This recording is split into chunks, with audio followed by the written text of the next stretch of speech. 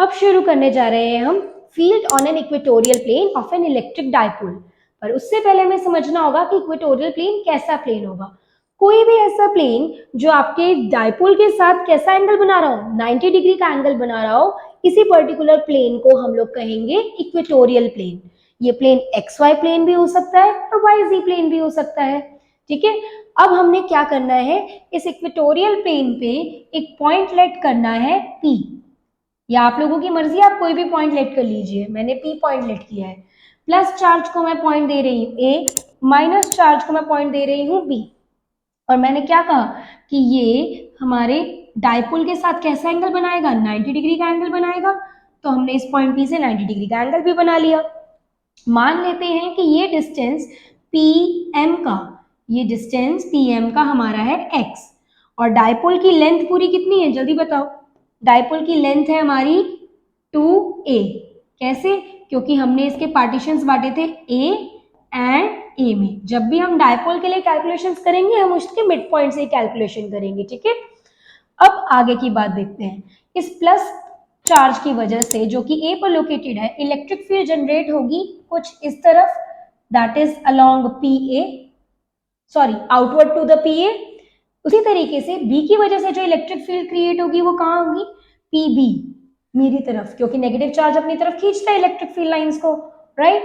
सो PA और PB, यहां पर कह देती हूँ कि इलेक्ट्रिक फील्ड E1, यहां पर हो गई जी E2। अब आप क्या देख रहे हैं, जब दो वेक्टर्स डिफरेंट डायरेक्शंस में पॉइंट करते हैं तो क्या करते हैं, हम उन दोनों वेक्टर्स का कैसे निकालते हैं, रिजल्टेंट निकाल लेते हैं। तो इन दोनों वेक्टर्स का रिजल्टेंट ही हमें देगा overall electric field at point P in the equatorial plane. So यहां पर आ जाएगी हमारी नेट E। अब नेट E की कैलकुलेशन करनी है तो एक बार इस ट्राइंगल की तरफ ध्यान दो। ये कैसा ट्राइंगल है, राइट एंगल ट्राइंगल। हमारे पास ये बेसिक A है वैल्यू AM, X है PM, तो हमारा PA की लेंथ क्या हो जाएगी, root of x square plus a square हो जाएगी। करेक्ट? कैसे, पाइथागोरस थ्योरम लगा के। अगर हम पाइथागोरस थ्योरम लगाएंगे तो हम बोल सकते हैं ना, PM का स्क्वायर प्लस AM का square is equals to PA का स्क्वायर, और PA की वैल्यू क्या हो जाएगी, square root of PM square plus AM square. PM square कितना हो जाएगा तुम्हारा, एक्स स्क्वायर, AM कितना हो जाएगा, ए स्क्वायर। तो हमारी ये PA की लेंथ आ गई। इसी तरीके से हमारी ये PB की भी लेंथ यही आ जाएगी, root of x square plus a square. अब मुझे जल्दी से बताओ इलेक्ट्रिक फील्ड का फॉर्मूला क्या होता है। सही बात, इलेक्ट्रिक फील्ड का फॉर्मूला होता है KQ/R²। अब जनरली कुछ बच्चों का सवाल यहाँ पर ये भी होता है कि हम किसी पॉइंट को x ना लेकर R ले लें या L ले लें। देखिए आपकी मर्जी है, आप जो पॉइंटर यहाँ पर लेंगे उसके अकॉर्डिंग आपको फॉर्मूला बनाना पड़ेगा। मैं यहाँ पर R से बचती हूँ क्योंकि जनरली मेरे माइंड में क्या फॉर्मूला चल रहा है इलेक्ट्रिक फील्ड का, KQ/R², जहां पर R मेरा डिस्टेंस है पॉइंट का। तो जनरली ये जो पॉइंट है अगर डायपोल से x डिस्टेंस की दूरी पर है तो हमारा ये x आ जाएगा। अगर ये पॉइंट A से root of x square plus a square की दूरी पर है तो r की जगह पे क्या सब्सटीट्यूट हो जाएगा, root of x square plus a square हो जाएगा। तो अपनी कैलकुलेशन को स्टार्टिंग से ही सिंपल बनाइए। अब आगे की तरफ देखते हैं। तो जनरली E1 या मैं कहूं EA, जो मेरी इलेक्ट्रिक फील्ड क्रिएट होगी वो क्या होगी, KQ/R²। R की वैल्यू क्या बताई हमने, root of x square plus a square, इस पूरे का क्या हो गया, होल स्क्वायर। अब ये किस डायरेक्शन में जा रही है, अलोंग PA, इसको ले लेते हैं PA', क्योंकि ये आउटवर्ड जा रही है, राइट। इसी तरीके से मैं E2 निकालूंगी तो E2 की वैल्यू क्या आ रही है, KQ/रूट of x square plus a square का होल स्क्वायर, और ये कहां की तरफ जा रही है, अलोंग PB। तो यहां पर भी हमने डायरेक्शन लिख दी अलोंग PB। अब जनरली देखो कि आप कहोगे कि ये माइनस क्यू चार्ज की वजह से, तो हमें यहाँ पर माइनस क्यू लिख देना चाहिए, करेक्ट। बट प्लस और माइनस का रूल क्या कहता है कि ये सिर्फ डायरेक्शन बताने के लिए। इसीलिए मैंने क्या किया, जब मैंने डायरेक्शन PB बता दी है तो मैंने यहाँ पर नेगेटिव चार्ज नहीं लगाया है। आप लोग नेगेटिव चार्ज लगा देंगे और बता भी देंगे तो कोई फर्क नहीं पड़ेगा। इसके बाद अब E1 और E2 की वैल्यू हमारे पास आ गई है। अब हमें रिजल्टेंट पे काम करना पड़ेगा। तो मुझे एक बात बताओ, यहाँ पर अगर मैं लेट कर लेती हूँ, चलो मैं ये एंगल लेट कर लेती हूँ कि माइनस के साथ मेरा एंगल थीटा बन रहा है, और यहाँ पर एक लाइन बना देते हैं, let this line be M, नहीं एम नहीं लेते, let this line be F H, ये लाइन हमने ले ली एफ एच। तो देखो ये जो लाइन एफ एच है ये ए बी के क्या है, पैरेलल लाइन आ रही है। तो अगर ये वाला एंगल थीटा है तो ऑल्टरनेट इंटीरियर एंगल्स की प्रॉपर्टी से हमारा ये वाला एंगल भी क्या हो जाएगा, थीटा। और अगर ये एंगल थीटा है तो थीटा के साथ वाली साइड क्या हो जाएगी, ई कॉस थीटा। अब ई कॉस थीटा पे डिपेंड करता है कि पहले हम ये E2 वाला ले लें तो ये हो जाएगा E2 कॉस थीटा, और यहां पर अगर मैं रिजॉल्व करूंगी तो ये क्या बन जाएगा कंपोनेंट, E2 साइन थीटा, ठीक है ना। और उसी तरीके से अगर मैं यहां पर भी एक एंगल लेट कर लूं थीटा, तो वो क्या हो जाएगा, ये वाला एंगल मेरा थीटा बता देगा। और अगर ये एंगल मेरा थीटा होगा तो वर्टिकली ऑपोजिट के केस की वजह से ये एंगल मेरा थीटा हो गया।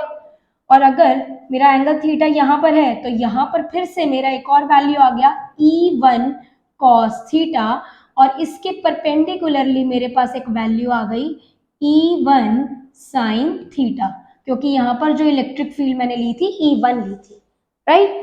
अब ध्यान से देखो, अगर इक्वेटोरियल प्लेन की बात कर रहे हैं तो E1 sin theta, E2 sin theta, ये दोनों कंपोनेंट्स एक दूसरे को क्या कर रहे हैं, कैंसिल कर रहे हैं। तो एक ही कंपोनेंट बच रहा है E1 cos थीटा और E2 cos थीटा, जो कि दोनों सेम कंपोनेंट है। अब ये भी सेम क्यों है, क्योंकि इनके बीच का डिस्टेंस देखो, चाहे मैं पॉइंट P पे रखे हुए चार्ज का डिस्टेंस A से देखूं root of x square plus a square, या फिर B वाले पे देखूं तब भी root of x square plus a square, जब डिस्टेंस सेम है इसका मतलब दोनों की वजह से जो इलेक्ट्रिक फील्ड का इफेक्ट क्रिएट होगा एट पॉइंट P वो कैसा होगा, इक्वल। तो हम इसको कैसे रख सकते हैं, अगर इसको करेंगे तो हम कहेंगे magnitude of E1 is equal to the magnitude of E2। तो हम अब इसके बाद क्या बोल सकते हैं कि हमारे पास टोटल इलेक्ट्रिक फील्ड जो क्रिएट होगी वो किस वजह से क्रिएट होगी, E1 प्लस E2 की वजह से क्रिएट होगी, राइट। और अभी हमने E1 के लिए क्या बोला कि E1 एंड E2 दोनों का हमने देखा कि इफेक्ट सेम होगा, मैग्नीट्यूड सेम आएगा। तो क्या हम इसको लिख सकते हैं E1 cos theta plus E1 cos theta और 2E1 cos थीटा, यानी कि जो टोटल इलेक्ट्रिक फील्ड हमारे पास क्रिएट होगी वो 2 times of E1 cos theta आ जाएगी।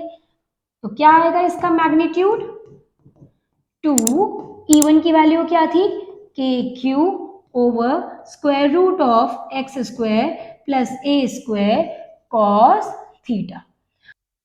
एक बार अगर हम फिगर को दोबारा से देखें तो इस फिगर को देख के मुझे ये बताइए कि अगर मेरे पास ये एंगल थीटा है, इसकी एक प्री इमेज ना हम यहाँ पर बना लेते हैं, प्लस और ये हो गया हमारे पास माइनस, ठीक है, और यहाँ पर हमारा पॉइंट हो गया P, इस पॉइंट के साथ हमारा एंगल बन रहा है ये थीटा, यहाँ पर ये हमारा है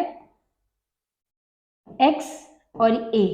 अब मुझे इस ट्रायंगल को देखकर बताओ, PMB को देखकर, कि cos थीटा की वैल्यू यहाँ से क्या होनी चाहिए।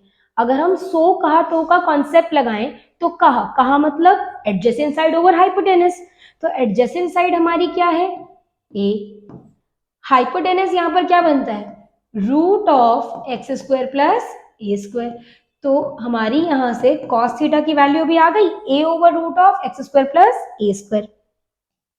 अब यही वैल्यू हम लोग क्या करेंगे, यहां पर सब्स्टिट्यूट कर देंगे।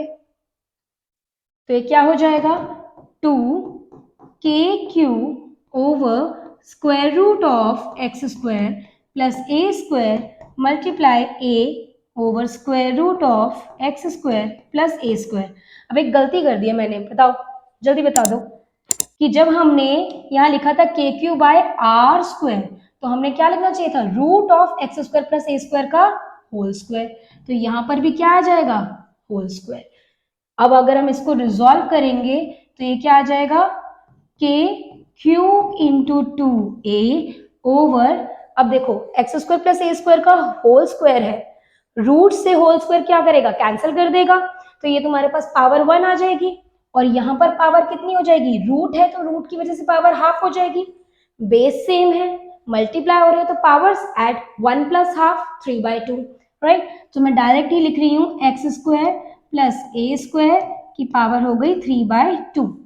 और अगर हम बात कर रहे हैं यहाँ पर कि डायपोल है ये, तो डायपोल है तो डायपोल मोमेंट भी तो होगा ना, और अगर डायपोल मोमेंट है तो P की वैल्यू होगी Q इंटू 2A।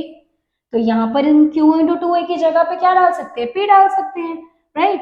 सो हमारी इलेक्ट्रिक फील्ड का इम्पैक्ट क्या हो जाएगा, KP over x square plus a square की पावर 3/2।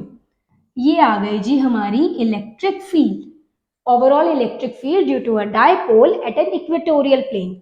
और अगर हम इसकी डायरेक्शन की बात करें तो यहाँ पर देखो, अब प्रीवियस केस में तो एक की वजह से ज्यादा इम्पैक्ट था क्योंकि पॉइंट चार्ज उसके पास रखा था, दूसरे की वजह से कम इम्पैक्ट था।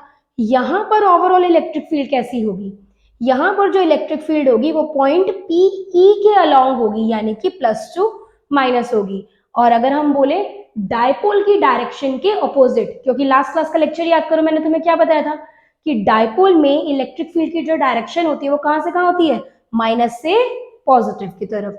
तो अगर डायपोल में माइनस से प्लस की तरफ है डायरेक्शन, तो हमारी इलेक्ट्रिक फील्ड की डायरेक्शन कहां से आ रही है, +2 minus, opposite to the dipole direction. ठीक है, सो अब हमने डायरेक्शन भी डिस्कस कर ली और हमने ओवरऑल मैग्नीट्यूड भी डिस्कस कर लिया। पर एक केस और डिस्कस करना रह गया है कि अगर मैं कहूं कि मेरा जो ये डायपोल का डिस्टेंस है यानी कि 2a और मेरे जो ये डिस्टेंस x है ये ज्यादा हो जाए, x बहुत बहुत बहुत ज्यादा हो जाए 2a से, तो हम a की वैल्यू को क्या कर सकते हैं, नेग्लेक्ट कर सकते हैं, क्योंकि बहुत छोटी वैल्यू आ जाएगी, राइट। सो अगर ये बहुत छोटी वैल्यू आ जाएगी तो हमारा e का फॉर्मूला क्या हो जाएगा, kp ओवर एक्स स्क्वायर की पावर 3/2। ये आ गया जी kp over x cube. Again हम लोगों ने क्या देखा कि इक्वेटोरियल प्लेन पे कोई भी पॉइंट हो तो डायपोल की वजह से इसमें भी जो इलेक्ट्रिक फील्ड लाइन है वो इनवर्सली प्रोपोर्शनल है एक्स क्यूब की। और अब याद करो प्रीवियस थियोरेटिकल डायग्राम जिसमें मैंने तुम्हें बताया था कि अगर दोनों पॉइंटर्स को बहुत बहुत बहुत पास ले आएंगे, यानी कि बहुत दूर से हम डायपोल को ऑब्जर्व करेंगे, तो जो इलेक्ट्रिक फील्ड लाइंस का इम्पैक्ट होगा वो एक 8 पैटर्न की तरह दिखेगा और काफी स्ट्रॉन्गेस्ट पैटर्न दिखेगा। तो यहाँ पर वो भी वही चीज क्रिएट हो रही है कि जो आपका डिस्टेंस है, पॉइंट का जो डिस्टेंस है उसके क्यूब के इनवर्सली प्रोपोर्शनल है, यानी कि बहुत तेजी से इलेक्ट्रिक फील्ड लाइंस आपकी क्या करेंगी, स्टीपर स्लोप पर आएंगी। आई होप आप लोगों को ये दोनों डेरिवेशंस अच्छे से समझ में आ गई होंगी। बोर्ड एग्जाम्स के लिए भी ये इंपॉर्टेंट है, और अगर बोर्ड एग्जाम्स में नहीं भी आई तो भी हमारे टर्म 1 प्री बोर्ड किसी भी एग्जाम में आ सकती है। सो मेरे साथ जुड़े रहिए और आगे के क्वेश्चंस के लिए भी तैयार रहिए। मेरे चैनल को लाइक एंड सब्सक्राइब करना ना भूलिए और ऐसी ही अच्छी वीडियोस के साथ अपनी नॉलेज को भी बढ़ाते रहिए। Thank you.